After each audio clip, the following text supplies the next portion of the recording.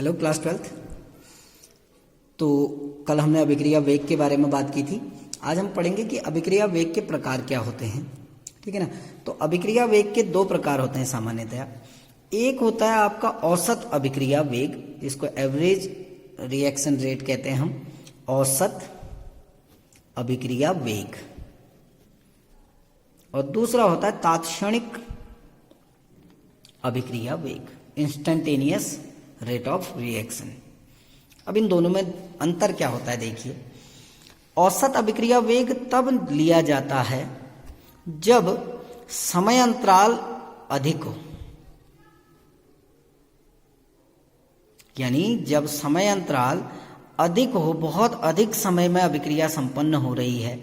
जब समय अंतराल बहुत अधिक होता है तो उस समय जो वेग निकाला जाता है वो औसत अभिक्रिया वेग के रूप में निकाला जाता है। क्यों, अभी आगे बात करते हैं। और जब समय अंतराल अत्यधिक सूक्ष्म समय होता है, यानी सूक्ष्म समय अंतराल होता है, तो वहां पर जो अभिक्रिया वेग निकलता है वो तात्क्षणिक अभिक्रिया वेग होता है। ठीक है ना। अब समय अंतराल अधिक होने पर क्या होता है, ठीक है ना, जब समय अंतराल बहुत अधिक होता है तो उस स्थिति में क्या होता है कि समान समय में सांद्रता जो परिवर्तित होती है या जो सांद्रता परिवर्तन होता है वो समान नहीं होता है। सांद्रता परिवर्तन समान नहीं होता है। जैसे हम फिजिक्स में कहते हैं कि जो वेग होता है, ठीक है ना, जब हम यहां से कोई एक लंबी दूरी तय करते हैं तो हमारा जो वेग होगा वो औसत वेग के रूप में लिया जाता है, क्योंकि प्रत्येक समय अंतराल पर हमारा जो विस्थापन है वो बराबर नहीं हो सकता है। हो सकता है कि पहले जो समय अंतराल है या जो पहला टाइम इंटरवल है उसमें हमने अधिक दूरी तय की, दूसरे टाइम इंटरवल में हमने हो सकता है कि कम दूरी तय की। वैसे यहां भी होता है कि जब समय अंतराल ज्यादा होता है तो जो अभिकारकों की सांद्रता में परिवर्तन होता है या जो उत्पाद की सांद्रता में परिवर्तन होता है वो बराबर नहीं होता है। जैसे हम कहते हैं कि कोई अभिक्रिया है वो 10 मिनट में, या किसी अभिकारक की सांद्रता, हम बात कर रहे हैं, शॉर्ट में लिख रहा हूं कि 10 मिनट में कोई अभिकारक की सांद्रता 10 मोल प्रति लीटर से घटकर 1 मोल प्रति लीटर रह जाती है। अब समय अंतराल बहुत ज्यादा है, 10 मिनट। ठीक है ना। रासायनिक अभिक्रियाओं के लिए समय अंतराल 10 मिनट बहुत अधिक होता है। तो अब जरूरी नहीं है कि 10 से ये 1 मोल प्रति लीटर में आ गई, सांद्रता परिवर्तन हो रहा है और समय भी आपको 10 मिनट दिया है, लेकिन ये जरूरी नहीं है। अगर हम इसको ऐसे देखें, ठीक है ना, ये हम समय ले लेते हैं इसमें और इसमें हम सांद्रता ले लेते हैं इस ग्राफ में। एक वैसे ग्राफ बना रहा हूं कि समय अंतराल हम 1 से 10 तक की संख्याएं लिख देते हैं, 1 2 3 4 5 6 7 8 9 10। ऐसे ही यहां भी देखिए 1 2 3 4 5 6 7 8 9 10। अब ये हो सकता है कि जब 10 मिनट के अंतर सांद्रता घट रही है, पहले मिनट में हो सकता है उसकी सांद्रता 10 से लेकर 8 तक आई। यानी यहां पर अगर मैं संख्याएं लिख दूं 1 2 3 4 5 6 7 8 9 10, तो पहले 1 मिनट में अगर हम समय को 1-1 मिनट के इंटरवल में अगर बांट दें तो ये हो सकता है कि पहले 1 मिनट में जो सांद्रता में परिवर्तन हुआ वो 2 इकाई का हुआ, क्योंकि 10 से 8 में आ गई तो 2 इकाई का परिवर्तन हुआ, है ना। अब हो सकता है कि अगले 1 मिनट में सांद्रता केवल 1 ही इकाई घटे, तो 1 यूनिट का। यानी कहने का तात्पर्य है, क्योंकि समय टाइम इंटरवल तो बराबर है, पहला भी 1 मिनट था, दूसरा भी 1 मिनट है, लेकिन इस समान समय में जो सांद्रता परिवर्तन हो रहा है वो समान नहीं हो रहा है। पहले में सांद्रता परिवर्तन हुआ 2 मोल प्रति लीटर का, लेकिन दूसरे 1 मिनट में जो सांद्रता परिवर्तन हुआ वो 1 मोल प्रति लीटर का हुआ। तो ऐसी स्थिति में जो अभिक्रिया वेग होता है उसको औसत अभिक्रिया वेग के रूप में लिया जाता है। और औसत अभिक्रिया वेग को हम लिखते हैं किस रूप में, dx/dt, या dx/dt लिखिए, या इसको आप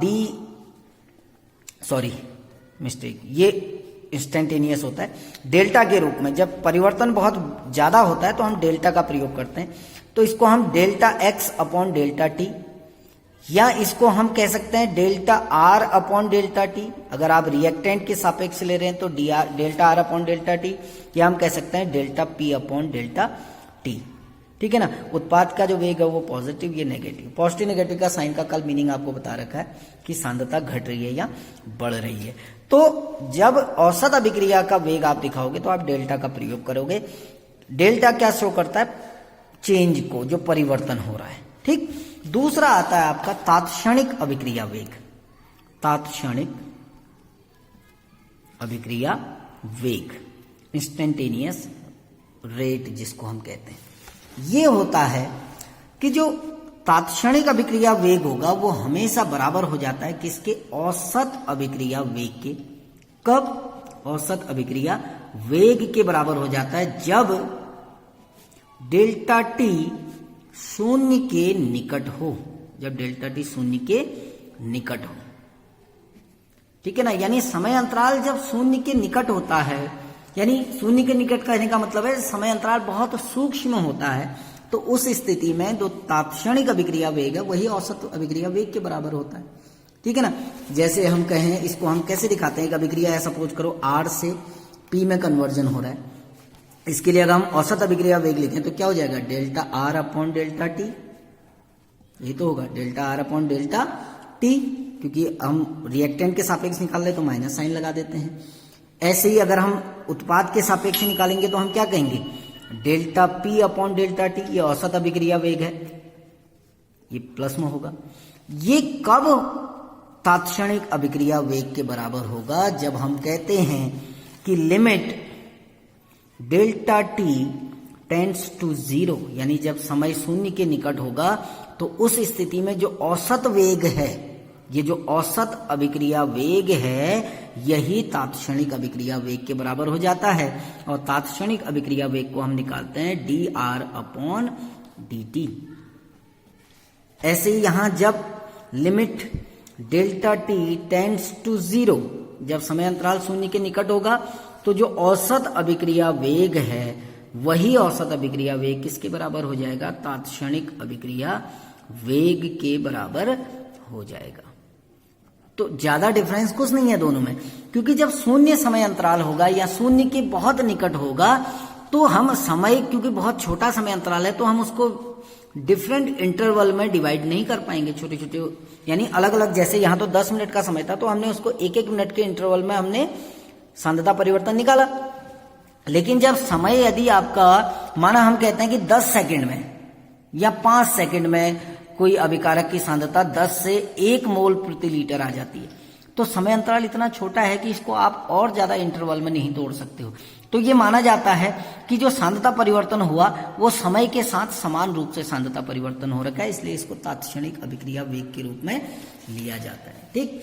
तो नेक्स्ट, जैसे कभी कभी कुछ क्वेश्चन आते हैं। खैर पहले हम औसत अभिक्रिया वेग को प्रभावित करने वाले कारकों के बारे में बात कर लेते हैं, उसके बाद कुछ क्वेश्चन कराएंगे। या ठीक है, चलिए पहले क्वेश्चन देख लेते हैं।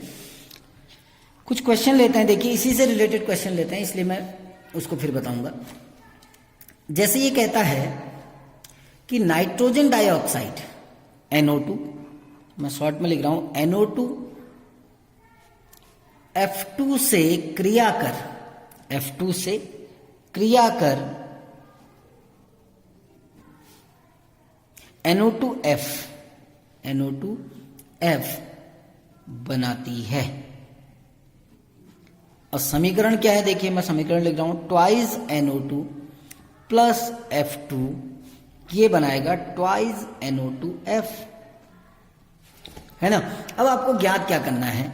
नंबर पहला, NO2F के निर्माण की दर। देखिए जो टॉपिक अभी तक पढ़े हैं उसी से रिलेटेड है, इसीलिए मैंने अभिक्रिया वेग को प्रभावित करने वाले कारक आज नहीं बता रहा हूं, कल बताऊंगा, क्योंकि फिर ये टॉपिक छूट जाएगा। तो NO2F के निर्माण की दर पहला आपको ज्ञात करना है। दूसरा आपको ज्ञात करना है NO2 के विलुप्त होने की दर, NO2 के विलुप्त होने की दर, विलुप्त होने की दर। तीसरा ये निकालना है कि F2 के विलुप्त होने की दर, फ्लोरीन के विलुप्त होने की दर। अब कैसे निकालेंगे? देखिए अभिक्रिया आपके सामने है, हमने पहले ही कहा था जब हम वेग लिखते हैं तो ये जो स्टोइकियोमेट्रिक गुणांक होता है ये डिवाइड हो जाता है, यानी बट्टे में चले जाता है, ठीक है ना। अगर हम NO2F के निर्माण की दर और NO2 के विलुप्त होने की दर या F2 के विलुप्त होने की दर की बात करें, ठीक है ना, क्या होगा देखिए। अगर हम इसके लिए बात करें, इसके विलुप्त होने की दर, इसके विलुप्त होने की दर और इसके निर्माण होने की दर क्या रहेगी, हमेशा बराबर रहेगी, ठीक है ना। तो हम सीधे सीधे लिख सकते हैं 1/2 dNO2 upon dt is equal to dF2 upon dt is equal to 1/2 dNO2F upon dt। तो अगर आपको पूछा जाए, जैसे ये विलुप्त हो रहे हैं तो ये नेगेटिव हो जाएंगे, ये प्रकट हो रहा है तो ये प्लस हो जाएगा। आपको इसके निर्माण की दर पूछी है तो ये हो गई, F2 के विलुप्त होने की दर पूछी है तो ये हो गई, ऐसे ही NO2 के विलुप्त होने की दर पूछी है तो ये हो गई। तो ये पहले क्वेश्चन का आंसर मैंने बता दिया, ठीक। अब एक दूसरा क्वेश्चन लेते हैं। जैसे ये कह रहा है, ये न्यूमेरिकल है छोटा सा, ये आपको सबको अपनी कॉपी में लिखना है। ये कह रहा है एक बंद पात्र में अभिक्रिया 3A दे रहा है 2B + C होती है। एक अभिक्रिया लिखी है, होती है। अब आपको वही चीजें ज्ञात करनी है। देखो, A के विलुप्त होने की दर, A के विलुप्त होने की दर ये आपको दी हुई है। A के विलुप्त होने की दर जो लिखी है -dA/dt बराबर 0.01 मोल प्रति लीटर प्रति सेकंड है, ठीक है ना। आपको निकालना क्या है, B और C के प्रकट होने की दर, B व C के प्रकट होने की दर, प्रकट होने की दर, ठीक है ना। अब आपको ये ध्यान रखना कि जो B के प्रकट होने की दर और जो C के प्रकट होने की दर है वो ज्ञात करेंगे। तो सबसे पहले इस अभिक्रिया के लिए हम क्या करते हैं, क्योंकि यहां पर B और C के प्रकट होने की दर इसके आगे ब्रैकेट में लिखा गया है, जैसा बुक में लिखा है मैं वही लिख रहा हूं, dB/dt, वो आपको निकालना है dC/dt, ठीक है ना। ये आपको कैलकुलेट करने हैं dB/dt और dC/dt। तो सबसे पहले हम अभिक्रिया लिखेंगे, 3A से बन रहा है 2B + C, है ना।